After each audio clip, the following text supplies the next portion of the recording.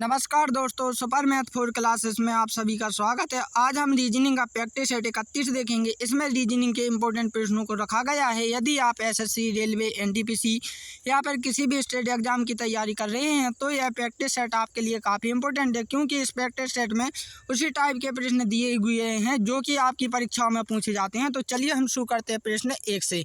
तो हमारा पहला प्रश्न है दोस्तों कि निम्न शब्दों को एक तर्कपूर्ण और अर्थपूर्ण क्रम में व्यवस्थित कीजिए। अब दोस्तों कुछ बच्चों को ये पता नहीं होगा कि अर्थपूर्ण और तर्कपूर्ण क्रम क्या होते हैं, तो मैं आपको बता दूं दोस्तों, ये होता है जैसे हम कोई कहानी लिखते हैं तो क्या लिखते हैं, छोटे से बड़ी की ओर लिखते हैं। ठीक, जैसे कि हम पहले जन्म लिखते हैं, फिर उनके काम लिखते हैं, फिर कहाँ पढ़ा, कहाँ कैसा हुआ, कब मृत्यु हुई। ठीक, जैसे कि आपने क्या डिक्शनरी देखी होगी तो वो ए से जेड तक की मीनिंग रखी होती है, यानी कि क्रम से। ठीक, तो इसी प्रकार हमें ये 5 लेटर दिए गए हैं, इन्हें भी हमें दोस्तों क्या छोटे से बड़े की ओर जमाना है।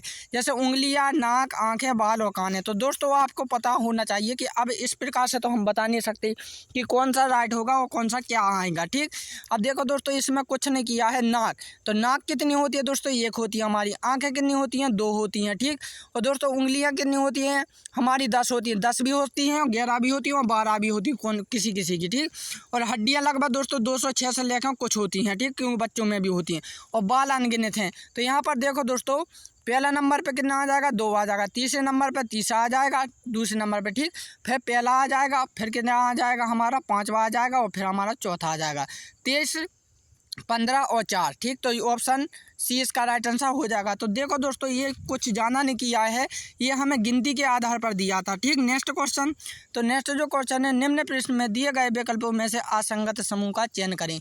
तो असंगत समूह क्या होता है दोस्तों कि आपको 4 विकल्प दिए जाएंगे, जिसमें से 3 एक से होंगे और एक क्या होगा, अगल होगा। तो आप देख रहे होंगे दोस्तों 21, 24, 71, 49। इसमें से दोस्तों ये 4 संख्या हैं, इनमें से 3 संख्या जो हैं वो एक सी हैं और एक संख्या है क्या दोस्तों, वो एक अगल है। ठीक, तो जो अगल है उसी पर हमें टिक लगाना है। तो देखो दोस्तों कुछ बच्चे क्या करते हैं, 49 पर क्या लगाए आते हैं, टिक लगाए आते हैं। ठीक, क्योंकि दोस्तों आप ये जानते हैं कि जो 49 है दोस्तों वो क्या है, एक कैसी संख्या है, स्क्वायर वाली संख्या। लेकिन दोस्तों 21, 24 और 7 ये क्या है, स्क्वायर नहीं होती हैं। ठीक, किसी भी संख्या का स्क्वायर नहीं होती। तो ऑप्शन डी इसका राइट आंसर हो जाएगा। ठीक, नेक्स्ट क्वेश्चन। तो नेक्स्ट जो क्वेश्चन है दोस्तों कि यदि 16 जनवरी को गुरुवार हो तो 15 जनवरी को कौन सा दिन होगा। ठीक, यानी क्या होगा। तो देखो दोस्तों, इस क्वेश्चन का हम हल नहीं निकाल सकते हैं। आपको पता है दोस्तों कि उनने जो समय दिया है वो पूरा का पूरा नहीं दिया है। अब क्यों दोस्तों, आपका प्रश्न होगा क्यों सर, इसमें प्रश्न तो सही दिया है। तो सही तो दिया है दोस्तों। यहाँ पर देखो दोस्तों, हमें जनवरी से दोस्तों कहाँ पर जाना है, अगस्त, यानी 8वें महीने में जाना है, कुछ 7वें महीने में। ठीक, 8वें 7वें में। तो दोस्तों हमें फरवरी को भी क्या पार करना होगा। लेकिन दोस्तों आपको पता है कि 4 साल बाद दोस्तों फरवरी 28, 29 की होती रहती है ना। तो यहाँ पर उन्होंने सन नहीं दिया है। हम क्लियर नहीं कह सकते हैं दोस्तों कि जो फरवरी का महीना है वो 28 ही है या फिर 29 है। ठीक, क्योंकि दोस्तों इस टाइप से तो हमारा क्वेश्चन क्या हो जाएगा, गलत हो जाएगा यदि हमने अपने इच्छा से किया तो। ठीक, इसलिए दोस्तों इसका ऑप्शन हो जाएगा डिफॉल्ट, यानी DI, यानी कि इसका मान हम ज्ञात ही नहीं कर सकते हैं जब तक कि दोस्तों आपको यहाँ पर सन ना दिया जाए। जैसे 16 जनवरी 2000 कितना हो जाएगा, 10 हो जाएगा। तो हमें पता है दोस्तों 10 क्या है, एक साधारण वर्ष है। तो यानी कि उस समय क्या 29, 28 की फरवरी होगी। ठीक, यदि 2012 दिया होता तो हम समझ जाते कि 29 की है। ठीक, तो ये क्या है, डेट उन्हें फिक्स पहले ही करनी होगी, वरना ये इस टाइप के क्वेश्चन क्या हो जाएंगे, गलत माने जाएंगे। ठीक, नेक्स्ट क्वेश्चन देखते हैं। तो नेक्स्ट क्वेश्चन है दोस्तों, नीचे दिए गए श्रृंखला श्रेणी को पूर्ण कीजिए। तो यहाँ पर दोस्तों एक सीरीज आपको दिखाई दे रही होगी। तो इसे सीरीज में करना क्या है, ACEFGKMOPRT।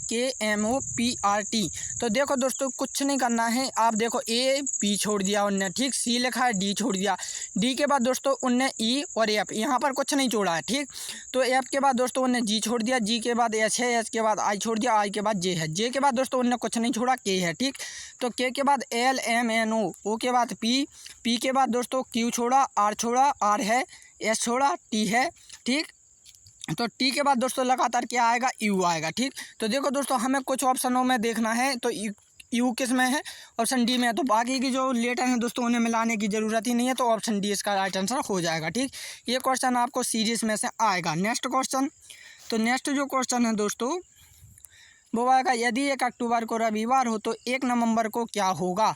तो देखो दोस्तों अब इस टाइप का क्वेश्चन कैसे करना है वो मैं आपको बताता हूँ, क्योंकि दोस्तों यहाँ पर देखो फरवरी का महीना नहीं आया है। फरवरी का महीना किसी भी यदि दोस्तों इस टाइप का क्वेश्चन आए तो यदि आपको फरवरी ना महीना रखना है, ठीक, तब आपको ध्यान रखना होगा कि उसका सन भी आएगा, ठीक। और यदि आपको फरवरी का महीना पार नहीं करना है तो आपको सन नहीं आएगा, ठीक। जैसे कि 31 अक्टूबर आपको पता है दोस्तों, अक्टूबर का जो महीना होता है वो कितने 31 दिन का होता है, तो इसमें से एक, ठीक। और यहाँ पर कितना 1 नवंबर तक जाना है तो +1 करना, इसमें से ये कट जाएंगे और 7 से यदि हम डिवाइड करेंगे दोस्तों तो 3 बचेंगे। अब देखो इसमें क्या है, रविवार के बाद सोमवार, मंगल, बुध, तो ऑप्शन ए इसका राइट आंसर हो जाएगा, क्योंकि रविवार में आप 3 जोड़िए, ठीक, 3 कदम आगे चलिए, 3 दिन आगे चलिए तो आपको क्या मिलेगा, बुधवार मिलेगा। तो ऑप्शन ए इसका राइट आंसर हो जाएगा, ठीक। और दोस्तों नेक्स्ट क्वेश्चन, तो नेक्स्ट जो क्वेश्चन है दोस्तों कि नीचे दिए गए त्रिभुज में कितनी आकृतियां होंगी। तो दोस्तों इस टाइप का क्वेश्चन मैं आपको बाद में कराऊंगा, क्योंकि इसमें दोस्तों एक फॉर्मूला लगेगा n + 1/2, ठीक, ये फार्मूला लगता है। अब कैसे लगता है दोस्तों, तो आपको देखो 1 2 3 4 5 6 7 8 9 10 और 11, तो ये आपको गिन लेना है कि आकृतियाँ कितनी है, 11 n के स्थान पर रख दीजिए, आपका मान आ जाएगा, ठीक। तो 11 ये हैं और 11 ये हैं, ठीक। तो इन दोनों का दोस्तों आपको क्या लिखना है, 11 बार 2 बार लिखना है, ठीक, तो आपका मान आ जाएगा। मैं आपको ये बाद में बताऊंगा, क्योंकि दोस्तों इसमें ज़्यादा समय लगेगा, इसलिए इसे हम छोड़ते हैं अभी, ठीक। नेक्स्ट क्वेश्चन है दोस्तों कि नीचे दिए गए श्रृंखला श्रेणी को रिक्त में स्थान को पूर्ण कीजिए। तो यहाँ पर देख रहे होंगे दोस्तों 3 5 7 9 13 और 17, ठीक। तो यहाँ पर देखो दोस्तों ये क्या है, एक बढ़ते क्रम में एक सीरीज जा रही है, क्या जा रही है, सीरीज जा रही है। लेकिन दोस्तों बढ़ते क्रम में तो जा रही है, लेकिन हमें पता नहीं है कि यहाँ पर क्या आएगा, क्योंकि क्वेश्चन मार्क हमारे पास है। क्योंकि दोस्तों यहाँ पर जो अंतर हम निकाल रहे हैं, जैसे इन दोनों के बीच का अंतर देखें दोस्तों, तो हमें कितना 2 का मिल रहा है, इनके बीच का अंतर भी 2 का मिल रहा है, लेकिन हमें दोस्तों 2 यदि देखें तो इस हिसाब से तो 9 आना चाहिए, लेकिन 9 इसका दोस्तों यदि हम 9 और 13 का अंतर देखें तो 4 का आ रहा है, तो यानी दोस्तों ये 9 नहीं आएगा यहाँ पर, ठीक। तो देखो दोस्तों यहाँ पर क्या हुआ है कि 3 एक अभाज्य संख्या, 5 भी अभाज्य संख्या और 7 भी अभाज्य संख्या। अब बात ये है दोस्तों कि जो अभाज्य संख्या है वो क्या चल रही है, क्रम से चल रही हैं, ठीक। तो यहाँ पर दोस्तों 7 के बाद जो अगली आती है वो आती है 11, ठीक।